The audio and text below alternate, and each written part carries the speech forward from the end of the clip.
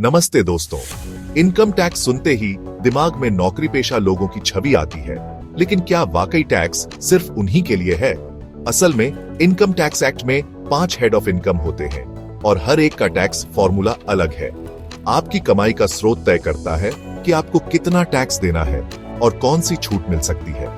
ये जानकारी सिर्फ सीए या टैक्स एक्सपर्ट्स के लिए नहीं, बल्कि हर भारतीय के लिए जरूरी है, चाहे आप स्टूडेंट हो, फ्रीलांसर, दुकानदार या गृहिणी। सही जानकारी न होने से लोग या तो ज्यादा टैक्स भर देते हैं या गलती कर बैठते हैं, जिससे नोटिस आ सकता है।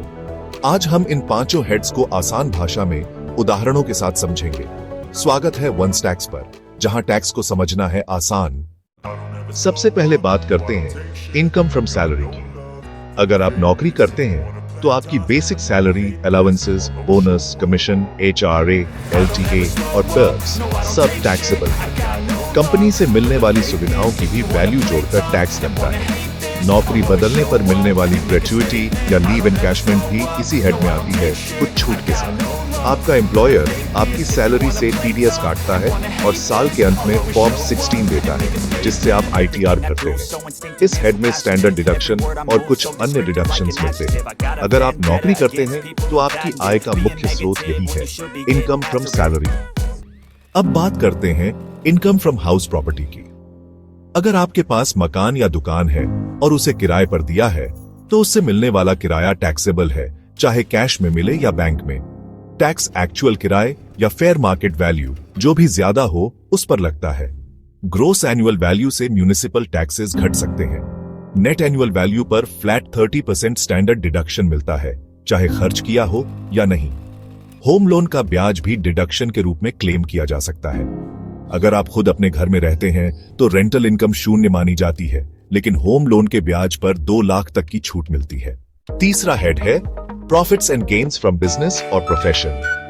अगर आप व्यापारी, दुकानदार, प्रोफेशनल, फ्रीलांसर या यूट्यूबर हैं, तो आपकी कमाई इसी हेड में आती है।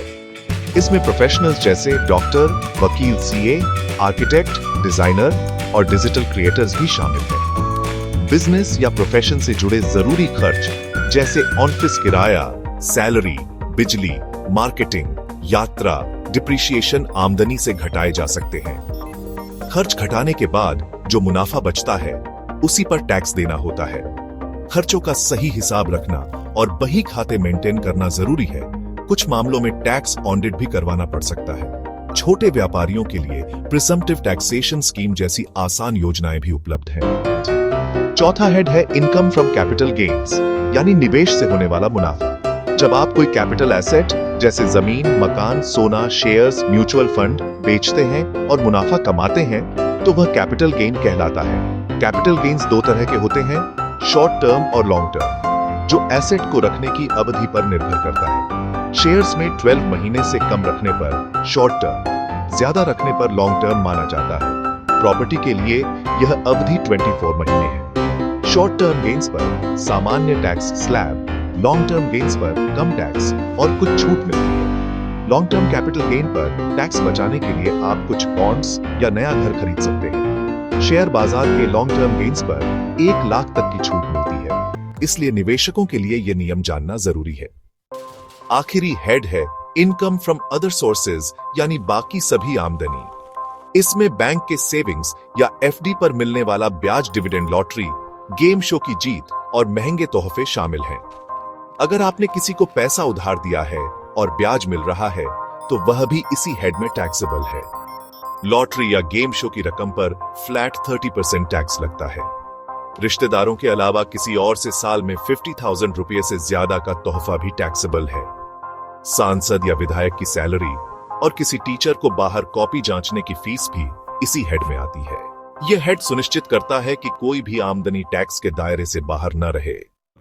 तो दोस्तों, ये थे इनकम टैक्स के 5 heads: salary, house property, business, profession, capital gains और अदर सोर्सेस। हर कमाई का टैक्स में एक सही घर है और सही हेड चुनना जरूरी है, क्योंकि डिडक्शंस और एग्जेम्पशंस अलग अलग मिलती हैं। गलत हेड में इनकम दिखाने से ऑडिट या पेनल्टी हो सकती है। जैसे फ्रीलांसर अगर अदर सोर्सेज में आय दिखाए तो खर्चों का डिडक्शन नहीं मिलेगा। सही वर्गीकरण से आप टैक्स प्लानिंग बेहतर कर सकते हैं और सभी छूट का फायदा उठा सकते हैं। टैक्स बचाना ही नहीं, सही और ईमानदारी से टैक्स भरना भी जरूरी है। यही एक जागरूक नागरिक की पहचान है। उम्मीद है अब आपको इन 5 हेड्स समझ आ गए होंगे। ऐसी आसान टैक्स जानकारी के लिए सब्सक्राइब कीजिए वन टैक्स। धन्यवाद। जय हिंद।